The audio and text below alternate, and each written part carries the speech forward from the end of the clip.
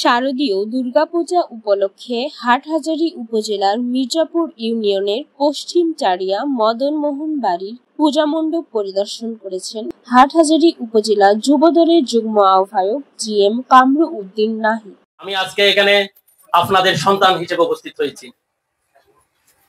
এই জায়গাতে আমার জন্ম, এখানে আমার বেড়ে ওঠা, মৃত্যু আমার এই জায়গায় হবে।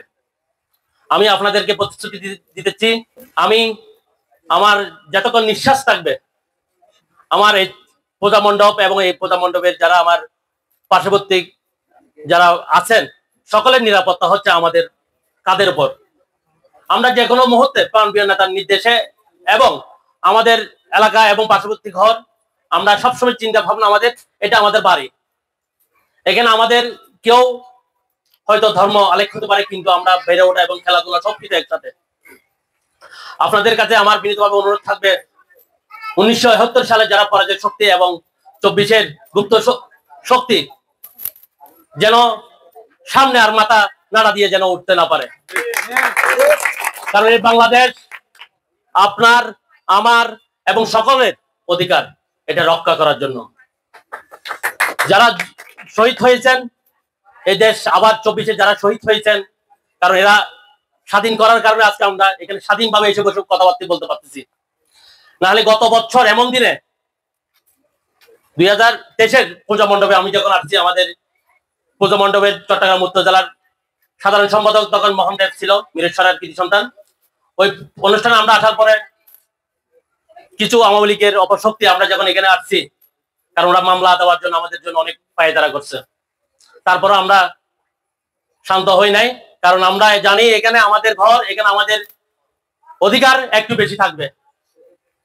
তো আমি সবসময় দোয়া রাখি যেন এই এলাকার এই বাড়ির যারা কোমলমতি ছাত্র এবং পেশাজীবী যারা ভাইরা আছেন, এবং তাদেরকে একটা উদ্দেশ্য বলতে চাচ্ছি, আমাদের প্রাণপ্রিয় নেতা ব্যারিস্টার মীর হেলাল ভাই খুবই তরুণ। কারণ তরুণরাই তো তরুণদেরকে খুঁজে নেবে, নাকি না?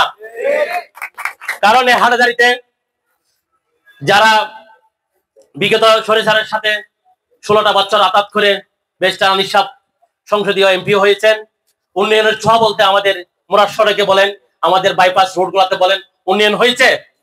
আমরা এমন একজন ব্যক্তির ভিতরে রাজনীতি করতেছি। আমি গত পূজা মণ্ডপে 2024-এ পূজা মণ্ডপে প্রতিশ্রুতি দিয়ে গেছি, আমাদের রোডটা কার্পেট ডালাই হবে। আমি 2025-এ বলতেছি এই রোডটা 32 কোটি টাকা বরাদ্দ হয়েছে, যেটা পর্যন্ত তারিয়ার বাজার থেকে একদম পাহাড় পর্যন্ত সেনাবাহিনী এরিয়া পর্যন্ত এটা ফ্রিজ ডালাই হবে ইনশাআল্লাহ। যদি 26 সালে পূজা মণ্ডপে যদি আসি, তখন আপনারা নিজেরাই বলবেন কথার কাছে মিলাতে পান কিলাতে বেশটা বিরাও যায়। আমরা এই বিগত 4 বছর যাবত আমাদের এই বাড়িতে মা দুর্গা পূজা করে যাচ্ছি।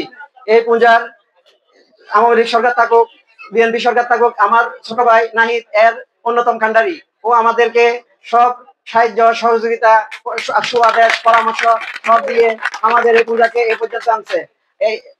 এই সম্প্রীতি বন্ধন যাতে আমরা আগামীতেও রাখতে পারি, এই আশাবাদ ব্যক্ত করছি। এখানে যারা আমাদের মাসি পিসিরা রয়েছেন, আমাদের দাদারা রয়েছেন, সকলের দৃষ্টি আকর্ষণ করছি, আপনারা বিগত দিনে যে পূজা মণ্ডপে যে অনুষ্ঠান করেছেন, আমরা তৎকালীন আমাদের দুঃসময় ছিল, তখনও আমরা নাহিদরা আমাদের খোঁজখবর নিয়েছি, আমরা এসেছি আমাদের প্রাণপ্রিয় নেতার নির্দেশক্রমে। আজকেও সেই আলোকে আমরা এখানে উপস্থিত হয়েছি। সুতরাং কিছু কিছু আওয়াজ উঠে, বাংলাদেশে কিছু অশুভ শক্তি সবসময় মাথা নাড়া দিয়ে ওঠার চেষ্টা করে। আমরা যারা এখানে উপস্থিত আছি, আমরা যারা জাতীয়তাবাদী শক্তি, সবসময় আমাদের পাশে আছি। আশা করি এগুলো শুধু মুখের কথা, কর্মে কিছু করতে পারবেন না। আপনারা নির্বিঘ্নে পূজা মণ্ডপে থাকবেন। নাহিদ আপনাদের পাশে আছে, পার্শ্ববর্তী একদম আমাদের কাছে আছে।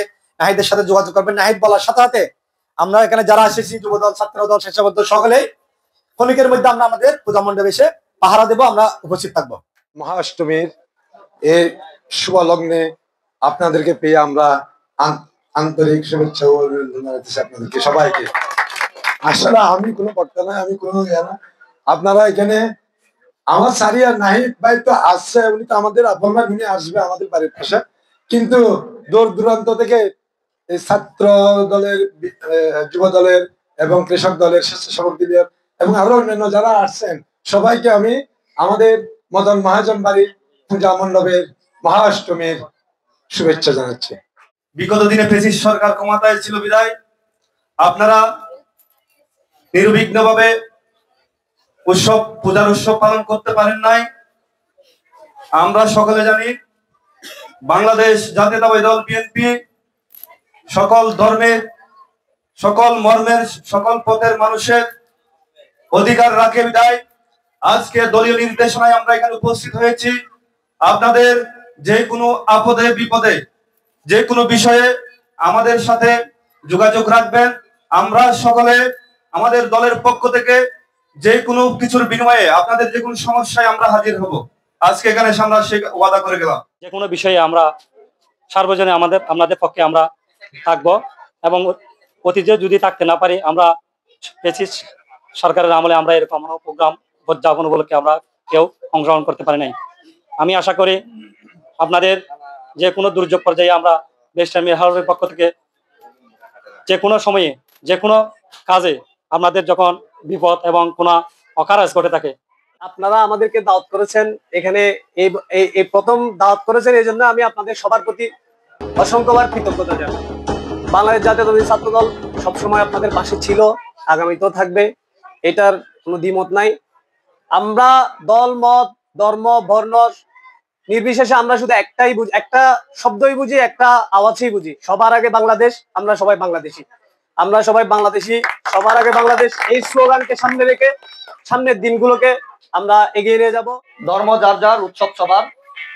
আজকে আমরা মির্জাপুর ইউনিয়ন ছাত্র দল আপনাদের সাথে এই পূজা মণ্ডপে শারদীয় দুর্গা পূজা উৎসবে আমরা সবাই একত্রিত হয়ে আপনাদের সাথে এই আনন্দ ভাগাভাগি করে নেওয়ার জন্য আসলাম। আপনারা আমাদেরকে যেটুকু সম্মান দিয়েছেন ঠিক তেমনই আমরাও আপনাদের পাশে থাকতে চাই। যেহেতু আমরা সার্বজনীন মুসলিম, হিন্দু, বৌদ্ধ, খ্রিস্টান সবাই একই এলাকায় বসবাস করি, হিন্দুদের এটা একটা সবচেয়ে বড় অনুষ্ঠান। যেহেতু আপনারা সম্প্রীতি শান্তি বজায় রেখে অনুষ্ঠানটা পালন করতেছেন, সেই হিসেবে আমার পক্ষ থেকে আবারও অভিনন্দন এবং মোবারকবাদ। এই শারদীয় অনুষ্ঠানের শুভেচ্ছা। আজকের এখানে আমাদের বিএনপির পক্ষ থেকে, মেধাল ভাইয়ের পক্ষ থেকে আমরা এখানে আসছি, আপনাদের এখানে উপস্থিত হয়েছি।